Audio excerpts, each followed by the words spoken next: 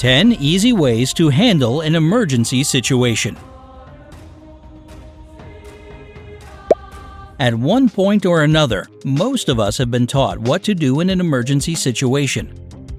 But it's not that easy to remember these things when we really find ourselves in extreme circumstances. That's why it's so important to revisit this information as often as possible. Remember, knowing what to do when faced with a threat can mean the difference between life and death. How to survive if you're caught in a strong current. You might think that swimming in a river or lake is safer than taking a dip in the sea, but that's not exactly true. Fresh water is often colder and takes more energy and skill to get out of because it doesn't support your body like salt water does. And you shouldn't forget about river currents either. They're no less dangerous than the ones in the sea. If you find yourself caught in a river current, don't panic and don't flail your limbs. This can easily pull you underwater. Breathe deeply because the air you inhale will help you float better. Don't try to swim across the current or upstream. Choose a diagonal line that will eventually bring you to the shore. The best option is at a 45-degree angle. If the waters are really rapid, turn on your back and make sure that your feet point downstream. This way, your head is protected. If you encounter any debris or rocks, you won't get a concussion. As soon as the current loses some of its strength, swim to the shore. As for getting caught in a sea current, the first rule is the same. Stay calm, don't panic, and don't flail around. And don't even try to fight the current. It'll come out the undefeated champion. Simply cut across the current diagonally because it doesn't typically expand along the whole shoreline. As soon as you feel you've broken free from its grips, swim back to the shore. What to do in case of a fire. If you're with your close ones when a fire starts, agree on a meeting place outside in case you get separated. When smoke starts filling the room, don't walk. Smoke initially goes up towards the ceiling, and only after that does it go down. It's imperative to keep the stuff from getting in your lungs since smoke contains toxic gases that can kill a person in 20 minutes if they don't get help. That's why the best strategy is to stay low and crawl to the nearest exit as soon as possible. And don't even think about going through a window or waiting it out. You should never open a window in a burning building. And definitely don't try to hide inside. If you're dealing with an electrical fire, never use water to extinguish it. How to save yourself if you're choking. There are different ways you can save yourself if you're choking and there's nobody around to help you. Method 1. Make a fist and place it below your ribcage and above your belly button. Cup it with your other hand and quickly thrust it into your abdomen up towards your diaphragm. Method 2. Lean over a chair and press your abdomen against the back of it. Method 3. Get on the floor as if you're about to do push-ups. Take a short breath in, lift your head, and allow your chest to hit the floor. Remember, don't speak, don't drink anything, and don't inhale deeply.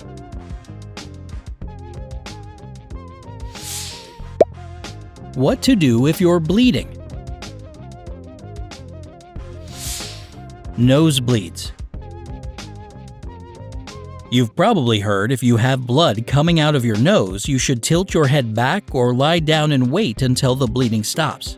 This is a dangerous misconception because blood can get into your throat. If you're dealing with a nosebleed, lean your head forward and block your nostrils with your thumb and index finger. Keep holding it for about 10 minutes and then let it go.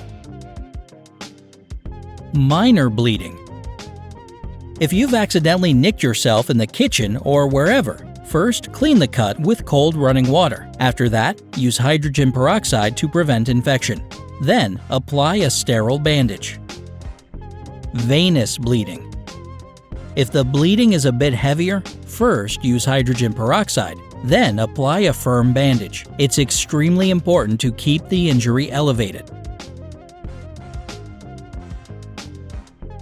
Arterial bleeding. If the bleeding is more severe, start by applying a firm bandage. Keep applying pressure to the wound even after the bandage is in place. Bend the injured leg or arm and place direct pressure on the artery. Most crucial of all, call for emergency medical assistance as soon as possible. Severe bleeding. In the case of the most severe bleeding, place a sterile bandage on the wound. Press it firmly with your palm and immediately call EMS. Remember, use a tourniquet only as a last resort if the bleeding doesn't stop. If you do, note what time you applied the tourniquet and don't leave it on for any longer than 1 hour in the summer and 30 minutes in the winter. Otherwise, the tissues will start to die.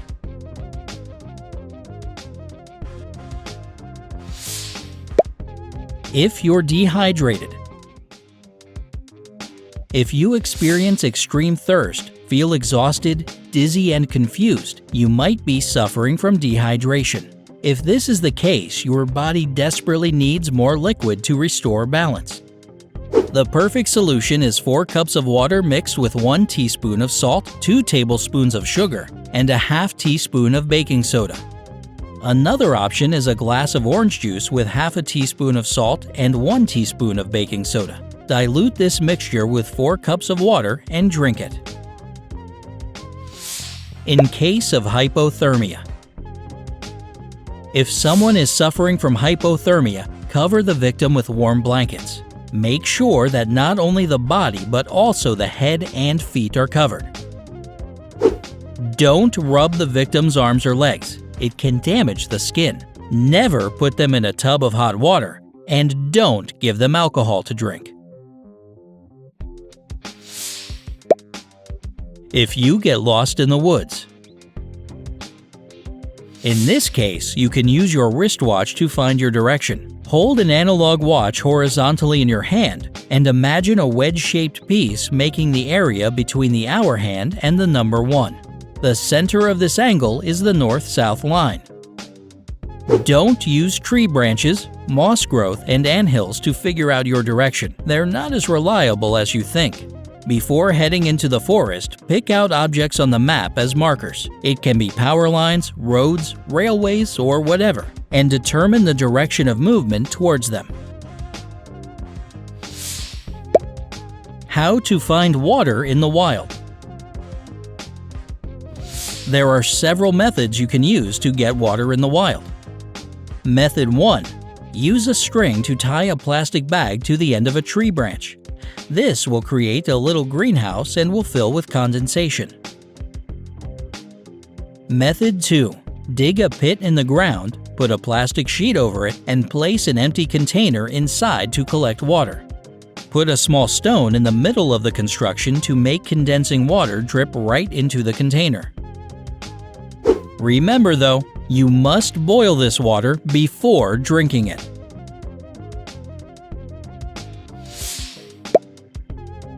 Treating minor burns. For any type of burn, immediately remove any jewelry or tight clothing before the swelling starts. Later, it may become impossible. If the burn is thermal, hold it under cold running water for about 10 to 15 minutes. Then, cover the burn with a sterile bandage or a clean cloth. If the burn has been caused by acid, keep it under cold running water as well. Then, use a neutralizing solution made of soap or baking soda and water.